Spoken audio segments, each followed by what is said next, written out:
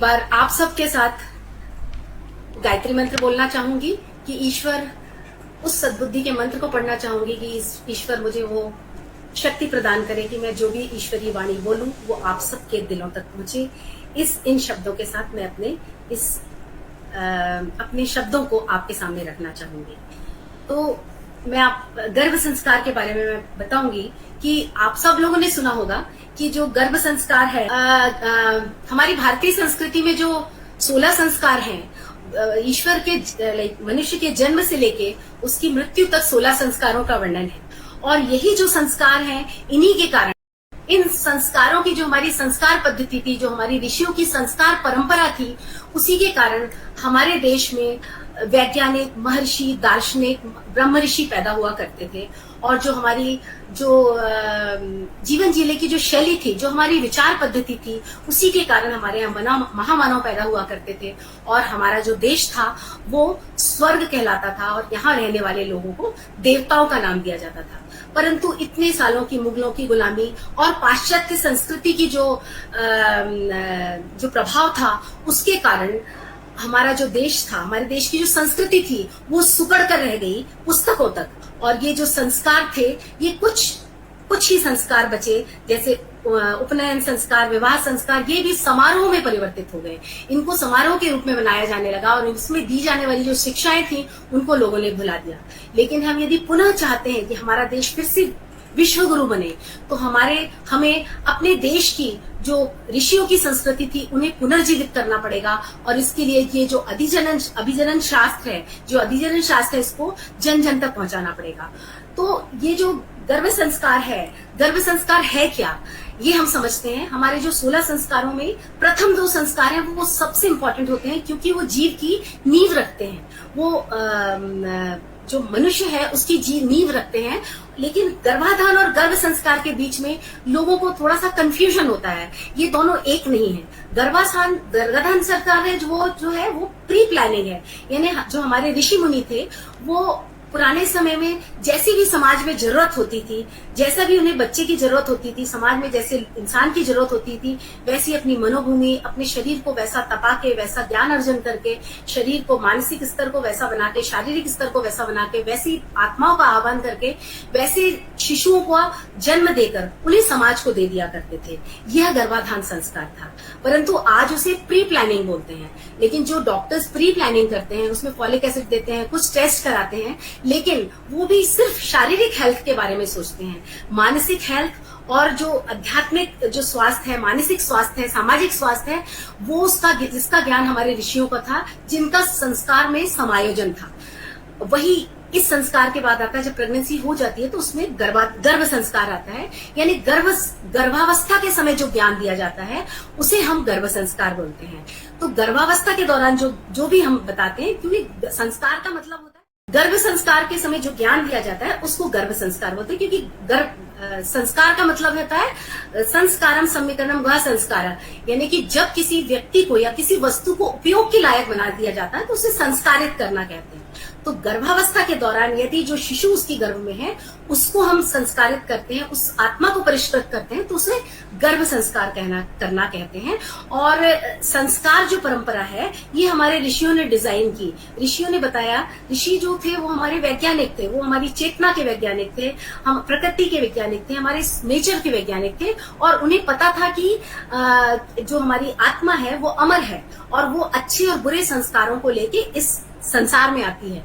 तो ये जो संस्कार का जो सिस्टम था, उन्होंने इस तरह से डिजाइन किया था कि जीवन के जितने भी इंपॉर्टेंट मोड होते हैं, कि आप गर्भ में होते हो, फिर आप पैदा होते हो, आपका नाम रखा जाता है, आप एडोलेसेंट फेज में होते हैं, आपका विवाह होता है, इस तरह से आप वानप्रस्थ में जाते हो, तो हर जीवन के हर इंपॉर्टेंट मोड में जो शिक्षण दिया जाता था, वो शिक्षण इस तरह का होता था कि वो आपके जेनेटिक सिस्टम को, आपके एंडोक्राइन सिस्टम को, आपके जो साइकोलॉजी को, उसको प्रभावित करता था। और इसके द्वारा वो इस तरह के एंडोक्राइन सिक्रीट करता था कि आपके विचारों को बदलता था, जो कि आपके चेतना पे छाप छोड़ते हैं। और उसके द्वारा वो आपके कुसंस्कारों को दबा के सुसंस्कारों को बढ़ा देता था। ये हमारे संस्कार का सिस्टम था। संस्कार का मतलब होता है उन संस्कारों को, सिस्टम को हम आवगढ़े संस्कारवान पीढ़ी के द्वारा पुनर्जीवित कर रहे हैं। और इन संस्कारों की आवश्यकता क्यों जान पड़ी है? क्योंकि हम देख रहे हैं कि आज के समय में हमारी युवा पीढ़ी कहाँ जा रही है। आज जो गायत्री परिवार द्वारा जो युग परिवर्तन, जो विचार क्रांति, क्यों ये हो रहा है, क्यों वृद्धाश्रम की संख्या बढ़ रही है, मानसिक रोगी बढ़ रहे हैं, आत्महत्या, कुपोषण, बाल अपराध, यौन पीड़न, जो अत्याचार, भ्रष्टाचार, ये सब चीजें बढ़ रही हैं क्योंकि लोगों के जो विचार हैं वो पोल्यूट हो गए हैं, वो खराब हो गए हैं। इसीलिए गायत्री परिवार द्वारा युग परिवर्तन हमें यदि जल्दी करना है तो हमको लोगों के विचारों को बदलना पड़ेगा, हमें विचारों की क्रांति करना पड़ेगा। ये हमारी सारी संस्थाएं कर रही हैं, जो हमारी आप सब कर रहे हैं, जो हमारी संस्कृति से रिलेटेड है, जो उसके लिए सेंसिटिव है, जो उसको समझते हैं। और इसके लिए हम विचारों में परिवर्तन करके अपनी माताओं को, तो हम ये जो वैसा तो जो नेक्स्ट जो हम अपनी माताओं को ये बताना चाहते हैं कि किस तरह से हम अपने बच्चों को हम उनमें सुधार कर सकते हैं, अपने संस्कारों के द्वारा हम कैसे बच्चों में परिवर्तन ला सकते हैं, अपने अनबॉर्न में परिवर्तन ला सकते हैं।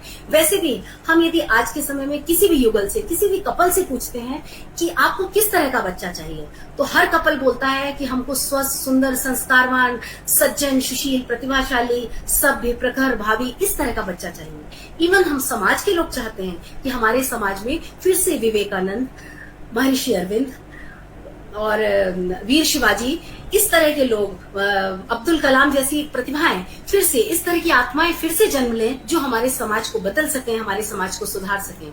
परंतु क्या इस तरह की आत्माएं आसानी से बनाई जा सकती हैं? नहीं। इस तरह की आत्माओं को क्रिएट करना पड़ता है, उनका निर्माण करना पड़ता है। और उनकी जो निर्मात्री होती है वो उनकी माता होती है, उसकी जो आर्किटेक्ट होती है उनकी जो माता होती है। इसलिए इन माताओं को हमें बताना पड़ेगा कि उनमें वो बीज शक्ति है, उनमें वो क्रिएशन की शक्ति है, उनमें निर्माण की शक्ति है कि वो जैसा चाहे वैसा बच्चा बना सकते हैं। परंतु वो स्टेज बाद में नहीं होती, क्योंकि जब कच्ची मिट्टी होती है उसको आप मोल्ड कर सकते हो। जब वो पक के मटका बन जाता है तब आप उसको ज्यादा ठोकोगे, ज्यादा पीटोगे तो वो टूट जाएगा। तो कच्ची मिट्टी में आपको निर्माण करना है, बीज के लेवल पे आपको निर्माण करना है, सेल्यूलर लेवल पे आपको निर्माण करना है। और माताओं को बताना है कि वो किस लेवल पे, किस समय में वो अपने में स्वयं में परिवर्तन करके अपने स्वयं के परिवर्तन के द्वारा बच्चे में परिवर्तन कर सकती हैं।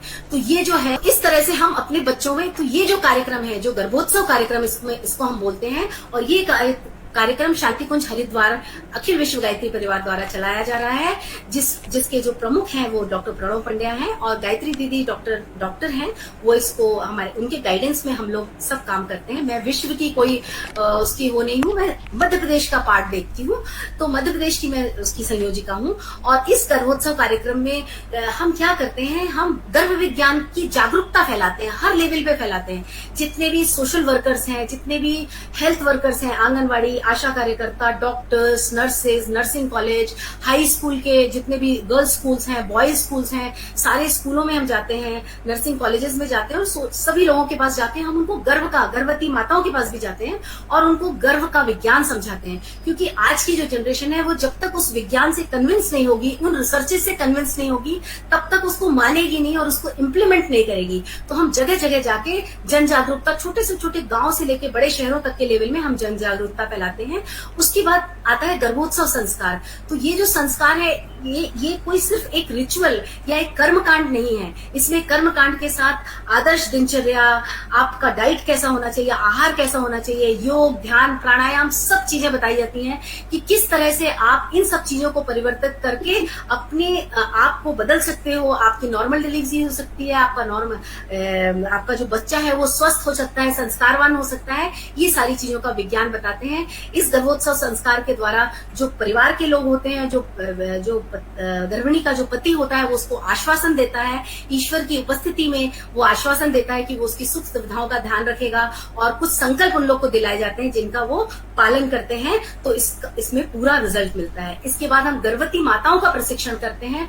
बहुत सारे 9-10 क्लासेस हमारी होती हैं, जिसमें हर टॉपिक पे हम 1-1 घंटा पूरा डिटेल में क्लासेस लेते हैं और इसके द्वारा उनका प्रशिक्षण किया जाता है। उनको कंटिन्यूअसली, यानी हर महीने में 9 ऑनलाइन क्लासेस हमारी होती हैं, जो अलग अलग स्टेट के द्वारा अभी भी चल रही हैं ऑनलाइन क्लासेस, जो अभी छत्तीसगढ़ प्रांत ले। तो ये जो मैंने आपको बताया था कि संस्कार क्या है उसके बारे में, नेक्स्ट स्लाइड में चले जाएं। तो ये जो संस्कार है, जो इस संस्कार में सिर्फ हम शरीर के बारे में नहीं देखते हैं, ये जो हम संस्कार कराते हैं इसकी जरूरत, जैसे मैंने आपको बताया कि आज के युवाओं में गिरते हुए नैतिक एवं भावनात्मक मूल्यों के कारण उनका व्यवहार, उनका आचरण, चिंतन एक चिंता का विषय बन गया है।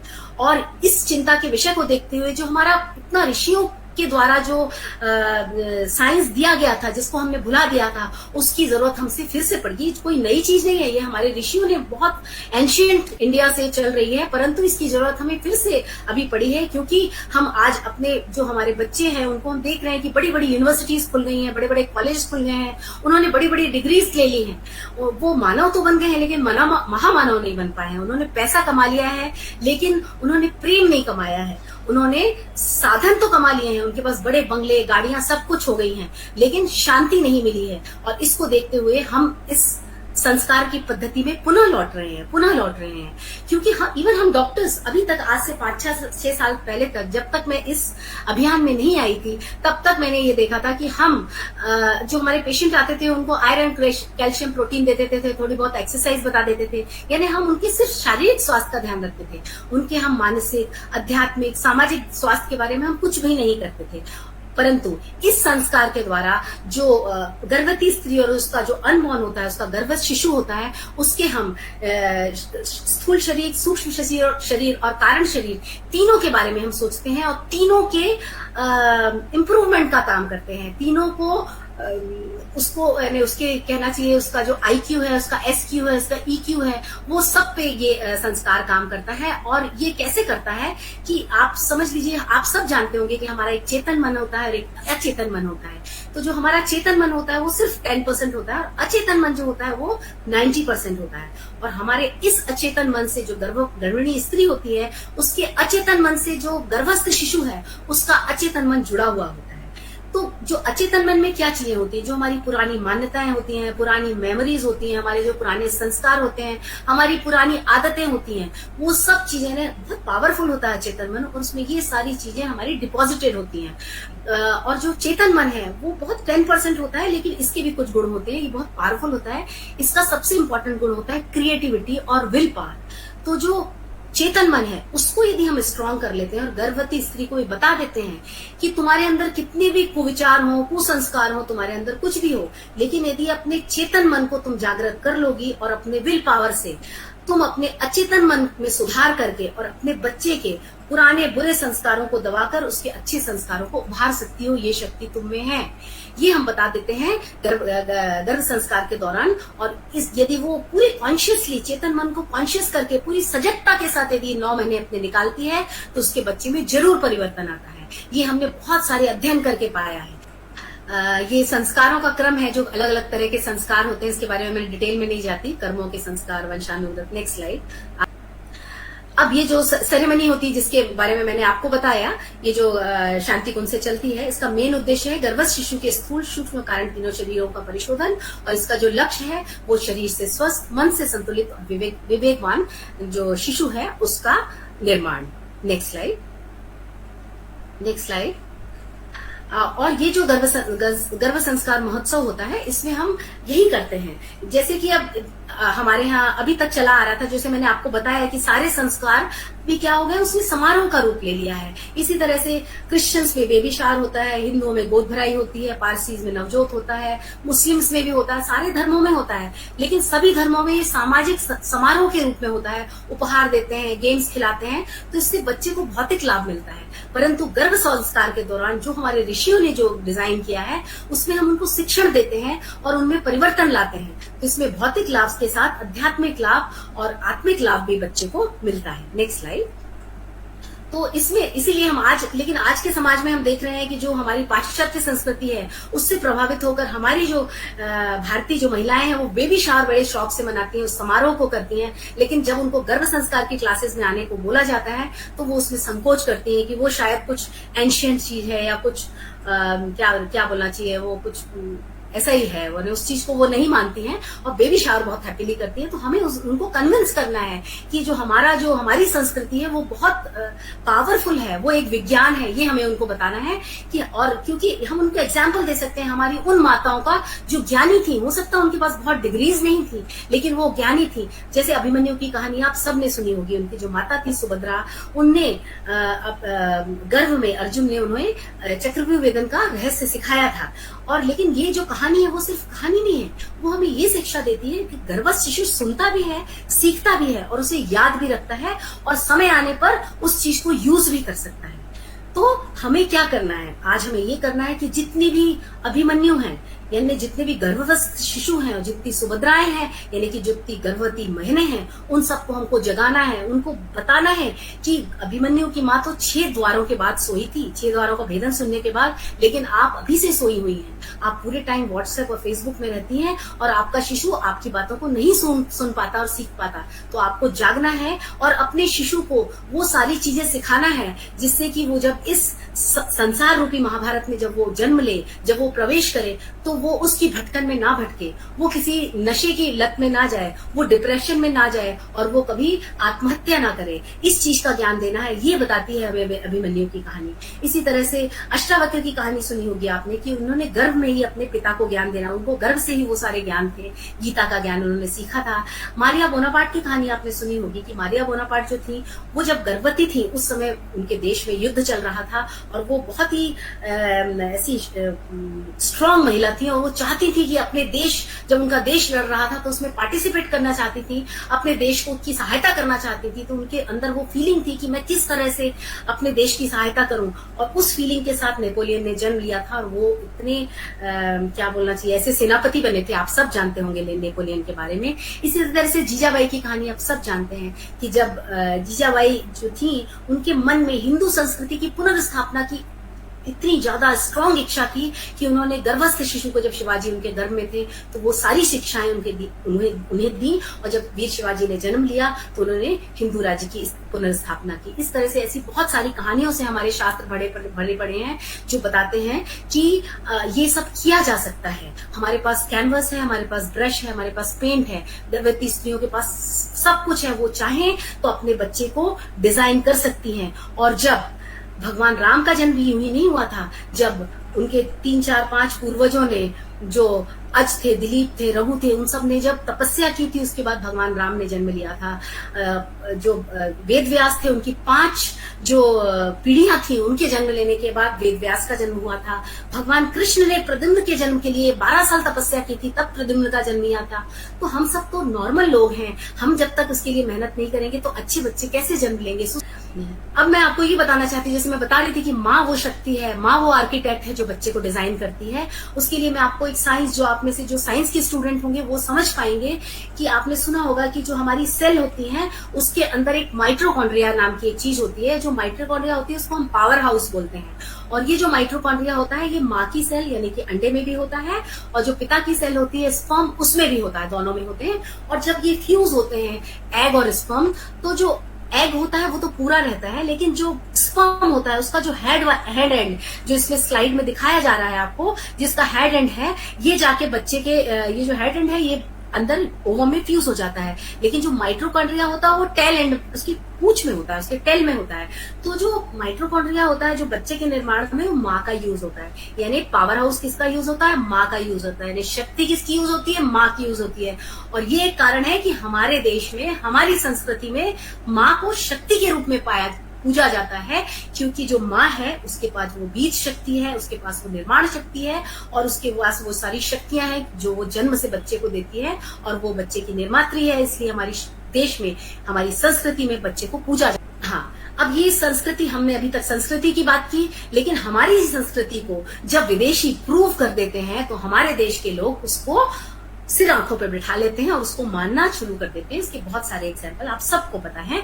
उसी का एक एग्जाम्पल मैं आपको देती हूँ कि कैम्ब्रिज विश्वविद्यालय में डॉक्टर रूपर्ट शेल्ड्रिक ने एक सिद्धांत निकाला था फॉर्मेटिव कॉग्निशन का। उसके अनुसार गर्भ के समय यदि माँ अपने विचार, भावनाओं, आहार, पारिवारिक तथा सामाजिक वातावरण एवं दिनचर्या द्वारा को कंट्रोल करती है, तो उसके द्वारा वो अपने आसपास एक भौतिक मार्फोजेनेटिक फोर्स को क्रिएट करती है। उसके चारों तरफ एक तरह का बल, एक तरह का फोर्स क्रिएट हो जाता है, जो भावी व्यक्तित्व के, जो भावी बच्चा होने वाला होता है उसके व्यक्तित्व के लिए रिस्पॉन्सिबल होता है, उसके चरित्र, भावनाओं, चिंतन और क्रिया कौशल के लिए जिम्मेदार होता है। यानी कि यदि माँ अपने आचार विचार, आहार विहार पे कंट्रोल रखती है और वो आइडियल सही तरीके से चलती है, तो उसके आसपास एक फोर्स क्रिएट होता है जिसको हम ऑरा भी बोल सकते हैं, और उस फोर्स का जो प्रभाव होता है उसके बच्चे के व्यक्तित्व निर्माण में होता है। इसका शोध डॉक्टर रूपल शेल्ड्रेक ने कैम्ब्रिज विश्वविद्यालय में किया था, जो कि बहुत फेमस है ये शोध। और फिर इसके बाद हमारे भारतीयों ने भी इसको मानना शुरू किया। नहीं तो पहले जब हम डॉक्टर्स के पास जाते थे तो वो इसको नहीं मानते थे, अब वो हैप्पीली इसको मानते हैं। और इसका जो इसी के बेस पे जो एपिजेनेटिक स्टडी हुई है, एपिजेनेटिक एक साइंस है जो हमारे जेनेटिक्स का साइंस है। जीन्स यानी आप सब जानते होंगे कि हमारी जो सेल्स होती हैं, उन सेल्स के अंदर जो न्यूक्लियस होता है उसके अंदर गुणसूत्र होते हैं। आप सबने सुना होगा, जो इसमें दिखाए जा रहे हैं बड़े बड़े जो गुणसूत्र हैं, ये गुणसूत्र होते हैं। और ये जो गुणसूत्र होते हैं, इन गुणसूत्रों का एक पार्ट होता है जिसको जीन्स कहते हैं। और इन जीन्स में सारे कैरेक्टर, ये गुणसूत्रों में सारे कैरेक्टर होते हैं कि बच्चा गोरा होगा, काला होगा, लंबा होगा, उसको कौन सी बीमारियां होंगी, कौन सी नहीं होंगी, वो किस रंग का होगा, कितना इंटेलिजेंट होगा, सारी चीजों की जो वो होती है, इंफॉर्मेशन होती है, वो उन गुणसूत्रों में रहती हैं। परंतु ये गुणसूत्र बताते हैं कि वो कैसा होगा। हमारे आपके गुणसूत्र भी बताते हैं, और इसको हम कई बार बहुत लाइटली ले लेते हैं। जैसे हम बोलते हैं कि अरे डायबिटीज तो हमारे जीन्स में है, हमें तो वो होगी, कैंसर तो हमारे जीन्स में है, हमें हो सकता है, हम ऐसे बोलते हैं। लेकिन ऐसा नहीं है। आपके जो एपीजीन्स होते हैं, एपीजीन का मतलब होता है जो जीन्स के ऊपर टैग लगते हैं, उनको एपीजीन्स बोलते हैं। एपी का मतलब है उसके ऊपर या उसके साइड में। तो ये एपीजीन जो होते हैं ये एनवायरमेंटल टैग होते हैं, कि हमारे वातावरण से, हमारे एनवायरमेंट से जो चीज हम ले लेते हैं, कि हमारा आहार विहार कैसा है, पोल्यूशन कैसा है, हमारे विचार कैसे हैं, हमारी सोच कैसी है, हम कितना एक्सरसाइज करते हैं, कितना ध्यान योग प्राणायाम करते हैं, ये सब हमारे टैग्स होते हैं जो हमारे जीन्स के ऊपर चिपक जाते हैं और हमारे उस बीमारी के स्विच को ऑन या ऑफ कर देते हैं। तो यदि वो अच्छे वाले टैग हम लगाते हैं तो बीमारी दब जाती है, और बीमारी या बीमारी बोल लो या कुसंस्कार बोल लो, वो दब जाते हैं, बाहर नहीं निकलते। यदि हम बुरे वाले टैग लगा लेते हैं तो वो बीमारी उभर जाती है, उसका स्विच ऑन हो जाता है, वो चीज बाहर हो जाती है। इसी तरह से ये गर्भावस्था के दौरान भी होता है कि जो हमारे विचार, आहार व्यवहार जो महिला का होता है, जो गर्भिणी का होता है, वो डिसाइड करता है कि बच्चे के संस्कार कैसे होंगे, उसका स्वास्थ्य भविष्य में कैसा होगा। वो सारी चीजें इस एपिजीन पे, इस एनवायरमेंट पे, इस पे डिपेंड करती हैं कि गर्भावस्था के दौरान उसने क्या संस्कार लिए थे, क्या चीजें सीखी थी और उसको कितना फॉलो किया था। Next slide please. ये विचार भावनाओं का, जैसे मैंने बताया कि माँ के जो बस इस स्लाइड पे रहिए, कि माँ की जो विचार भावनाएं होती हैं वो किस तरह के हार्मोन सिक्रीट करती हैं और वो बच्चे के अंदर तक जाते हैं। नेक्स्ट स्लाइड में चले जाइए, उसमें मैं शॉर्ट में ही समझा देती हूँ। नेक्स्ट स्लाइड में कि जो बच्चे की माँ की जो विचार भावनाएं होती हैं वो उस तरह के हार्मोन को या न्यूरोट्रांसमीटर को सिक्रीट करती है। यदि आप खुश हैं, माँ खुश है, तो वो खुशी के हार्मोन सिक्रीट करेगी। यदि वो दुखी है तो दुख के हार्मोन सिक्रीट करेगी। और यदि वो खुशी के हार्मोन सिक्रीट करेगी तो वो माँ के ब्लड के द्वारा वो बच्चे तक पहुंचेंगे, और उसके बाद जो बच्चा होगा वो प्रसन्न, तनाव मुक्त, खुश मिजाज, एकाग्रचित, होशियार, व्यवहार कुशल, अच्छी भावनात्मक शक्ति वाला बच्चा होगा। ये यदि माँ गुस्से में रहेगी, वो तनाव में रहेगी, तो उसके अंदर जो हम बोलते हैं ना कैटेकोलामीन्स, इस तरह के जो हार्मोन्स होते हैं, जो दुख के हार्मोन, तनाव के हार्मोन्स होते हैं, स्टेरॉइड्स होते हैं, वो सारे हार्मोन सिक्रीट होंगे और वो बच्चे की नलियों को सिकोड़ देंगे, जो ब्लड वेसल्स को सिकोड़ देंगे। और वो बच्चे को किस तरह का बच्चा होगा? गुस्से वाला, चिड़चिड़ा, रोने वाला, उसको भविष्य में होने, उसकी मांसपेशियों में सिकुड़न हो जाएगी, कमजोर बुद्धि वाला होगा। और जो तनाव के हार्मोन यदि किसी भी गर्भवती स्त्री में लंबे समय तक होते हैं तो उसके जो न्यूरॉन्स बनते हैं ब्रेन में, उसको डैमेज कर देते हैं, तो बच्चे का IQ भी कम हो जाता है। तो इस तरह का बच्चा पैदा होगा। लेकिन यदि किसी माँ को पता ही नहीं होगा कि उसका जो तनाव है वो उसके लिए जहर का काम करेगा उसके बच्चे के लिए, तो वो क्या करेगी? ये हमारा आपका काम है उस माँ को बताना कि वो तनाव उसके लिए अच्छा नहीं है। किसी भी तरह से उसके पर हर कोई चाहता है, उसकी सास भी चाहती है, उसका पति भी चाहता है कि जो घर बच्चा आए वो अच्छा बच्चा आए, स्वस्थ और होशियार बच्चा आए। तो यदि आप पूरे परिवार को संस्कार के दौरान बताएंगे कि आप सबकी जिम्मेदारी है कि आप स्वस्थ और संस्कारवान बच्चे को जन्म दें, तो वो सब लोग उसको खुश रहने में, उसको स्वस्थ रहने में सपोर्ट करेंगे। ये हमारी नेक्स्ट स्लाइड। हाँ, तो इसी तरह से माँ यदि कुपोषित है, पोषण पे हम बहुत ध्यान देते हैं, तो यदि माँ कुपोषित है तो आहार की कमी के कारण जो कुपोषित बच्चा होता है उसको बाद में जब वो एडल्ट होता है उस समय वो बहुत सारे बीमारियों का जनक होता है। यानी कि इसको हम बोलते हैं fetal origin of adult diseases. यानी कि जो एडल्ट में आज हम देख रहे हैं 20 साल 25 साल के बच्चों को diabetes, blood pressure, depression, obesity, मोटापा, कैंसर ये हो रहे हैं। ये क्यों हो रहे हैं? इसका जो जड़ है, इसका जो ओरिजिन है वो माँ के कोख में है। यदि माँ की बच्चा जब कोख में होता है, माँ के गर्भ में होता है, उस समय यदि माँ कुपोषित होती है, उस तनाव में रहती है, तो उसका जो बच्चा एडल्ट होता है उस समय उसको blood pressure, diabetes, cancer, cholesterol, मोटापा, डिप्रेशन इस तरह की बीमारियां होती हैं। तो यदि आप गर्भवती स्त्री को बताएंगे कि आप चाहती हैं कि आपका बच्चा जब बड़ा हो तो वो स्वस्थ हो, उसको ये सब बीमारियां ना हो, तो आप अभी से अपने स्वास्थ्य पे ध्यान रखिए।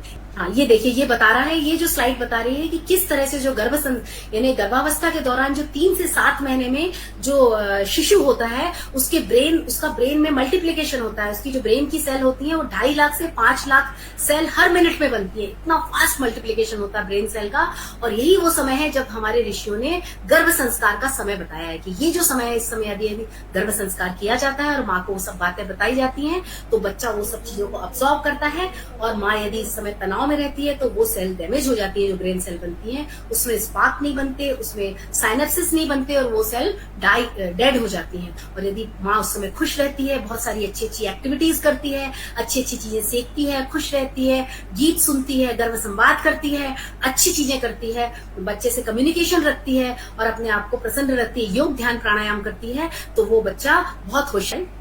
हाँ, ये बताया गया है पहला त्रैमासिक यानी पहला 4 सप्ताह ही होता है जब हमारे पास गर्भवती स्त्री आती है, जब उसको खुद को ही नहीं पता होता है कि वो प्रेग्नेंट है। उस समय भी जो हमारा स्थूल शरीर है, कारण शरीर है और जो हमारा सूक्ष्म शरीर है, इन तीनों की जड़, इनका फाउंडेशन, इनकी नींव पड़ जाती है।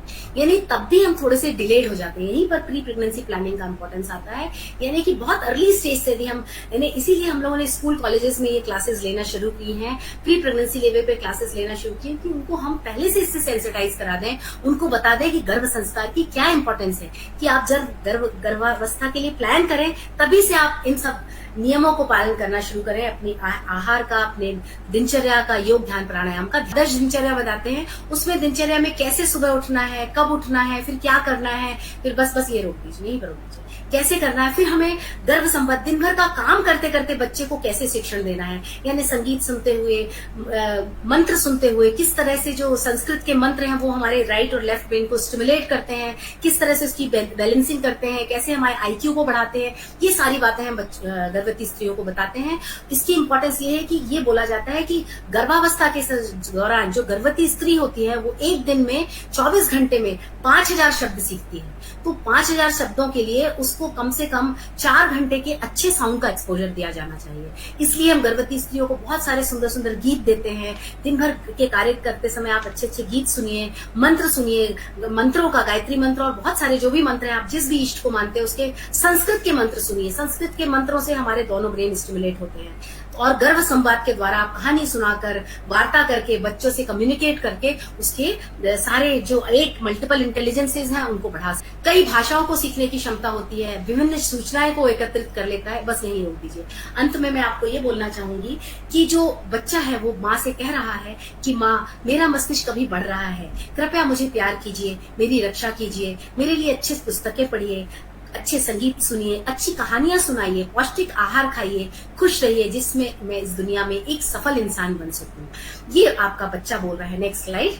तो मैं आप सबसे आशा करती हूँ, नेक्स्ट स्लाइड, मैं आप सबको ये बताना चाहती हूँ कि आप सब एक हाथ से हाथ मिलाकर इस अच्छे, यदि आप चाहते हैं, जैसे कि अब्दुल कलाम ने कहा है कि आज के बच्चे भी हमारे देश का भविष्य हैं, तो यदि आप चाहते हैं कि आने वाली जो हमारी जनरेशन है वो सारे बच्चे जो शरीर से स्वस्थ, मन से संतुलित, विवेकवान और भावनाओं से बहुत उच्च भावनाओं वाले बने, जिससे हमारा जो देश है, हमारा जो समाज है, हमारा देश है, पूरा विश्व परिवर्तित हो सके और वो हम उज्जवल भविष्य की तरफ अग्रसर हो सके, इस भावनाओं के साथ हम सब हाथ मिला के काम करना चाहते हैं।